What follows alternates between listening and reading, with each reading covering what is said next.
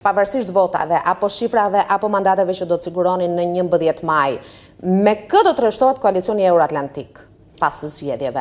Pra me zotin Berisha, apo të tjerët në opozit nëse ata arrin të sigurojnë shumicën, apo ka patur shumë pikë pyetje dhe nga analistë gazetarë, përveç nga demokratët, se Basha mund të rreshtohet edhe me Ramën. Këto janë prapë si puna atyre sondazheve që unë përmenda. Me Edi Ramën nuk na lidh asgjë. Edi Rama deri në fund duke qenë që ka të gjithë shokët e tij në burg dhe në nënhetim, do të shkojë dhe vetë, do t'i ndjekë ata se nuk është bërë asgjë pa dijenin e tij. Dhe sigurisht ka dhe një çështje shumë të madhe siç është çështja me Gonigal. Kështu që me Edi Ramën në mënyrë absolute. Edi Rama të zgjidh çështjet me drejtësinë, me shokët, shoqet dhe me Gonigal. Sa i përket të gjithë pjesës tjetër, kush është krah SPAK-ut, drejtësisë pa anshme, fundit pa ndëshkueshmërisë, krah Shteteve të Bashkuara të Amerikës, krah Bashkimit Evropian, krah Britanisë së Madhe, të gjithë këta janë ata të cilët janë në linjën tonë dhe të gjithë ata janë të mundshëm për të patur një koalicion dhe një bashkëpunim pas zgjedhjeve të 11 majit. Zoti Berisha është tani me Shtetet e Bashkuara të Amerikës, se besoj jeni në ndjenjë të asaj kontrate $6 milion me partner në Shtetet e Bashkuara për të lobuar PD atje. Është rreshtuar në krah se shumë është krahasuar edhe me atë kontratën e famshme të zotit Basha. 4 vite, këtu do ndalen vetëm pak, pa të marrë shumë kohë. 4 vite jemi anatemuar dhe në çdo madje deri në mënyrën më banale në komentet nëpër rrjetet sociale na akuzonin që pse Amerika do të sjellë në pushtet, ç'pun kemi ne me Amerikën? Ne votat i marrim këtu, votat i keni nga shqiptarët. Ju keni duhet merrni besimin e shqiptarëve. Ç'na lidh ne Amerika? E pra, ja që Amerika pas ka qenë aq e rëndësishme sa për një vizë në Amerikë u dashkan $6 milion për të marrë një vizë në Amerikë dhe për të shitur shqiptarëve se sa afër Amerikës je.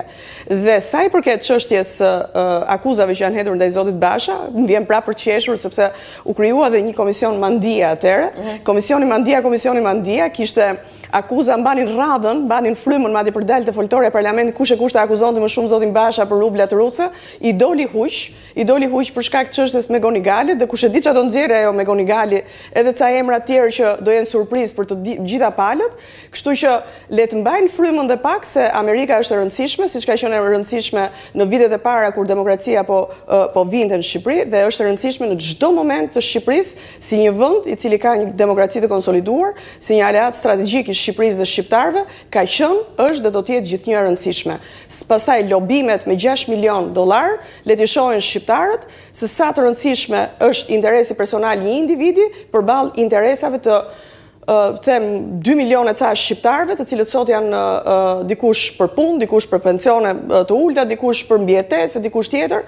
Pra, të gjitha këto janë përballë sot si një libër i hapur përballë shqiptarëve dhe le të zgjedhin shqiptarët alternativën më të mirë, le të zgjedhin shqiptarët alternativën që i përfaqëson pas 11 majit, që mos thonë më pastaj që ky vend nuk bëhet, ai politikanësh kështu, ai politikanësh kështu, kanë mundësinë e artë të bëjnë ndryshimin me 11 maj, ose mbas 11 maj të heshtin dhe të jetojnë me gjithë hallet dhe problemet brenda mureve të shtëpisë. E qartë, edhe diçka e fundit, zonja Pampuri, meqense ka nisur të bëhen edhe kalkulime se sa vota i duhen një kandidati në listë hapur për siguruar mandatin në Tiranë. Janë mesatarisht rreth 13.000 vota. Sfidë e pamundur, si duket? Shiko, edhe kjo është, kam parë plot herë në për studio, jo po merë, jo po smerë, jo po kaq, jo po aq.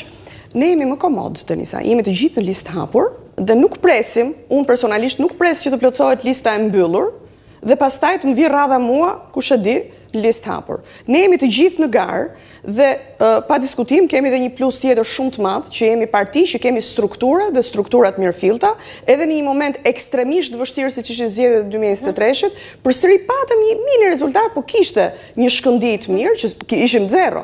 Ne kishim shkopinën rrota nga katër anët dhe zoti Basha nuk ishte ende në krye të grupimit, pra kishim një kryetar të komanduar, kishim strukturat coptuara, të cilat kishin ndërhyrje nga të katër anët. Sot kemi strukturat konsoliduara, strukturat mira, jemi të gjithë në listë hapur, nuk presim plotësohet lista e mbyllur. Në fund fare në 2017 lista e mbyllur 11 mandate mori.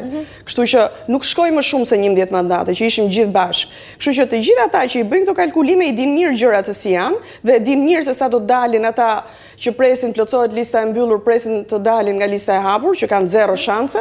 Kështu që neve jemi më komod Vendaj dhe e propozuam këtë kod zgjedhor që të ishim të votat e demokratëve absolutisht apo në një formë dëshkimi edhe për zotin Berisha? Ne votat e demokratëve duam dhe të gjithë pjesës tjetër grit. Demokratike, zyrtare. Unë personalisht jam e djathtë dhe nuk mund të jem kurrë më, dhe pa diskutim që votat e demokratëve kërkoj dhe të gjithë shqiptarëve pastaj që janë zhgënjur nga ky sistem. Kështu që unë di të them një gjë, kërkuam një ndryshim të kodit zgjedhor, e votuan të dyja palët dhe Berisha dhe Rama ngritën kartonat, të dy palët e kishin menduar mirë kur do të vendosnin listat sigurta njerëzit e tyre të besuar, këta tjerët që u përdorën si gogla ngritën kartonat dhe sot janë listë hapur, të presin radhën kur t'i vi. Dakor, edhe 10 ditë kanë mbetur nga zgjedhjet e 11 majit, fiks 10 ditë, kështu që suksese, fushatë mbar. Shumë faleminderit. Deri atëherë. Ishte kënaqësi dhe faleminderit shumë. Faleminderit.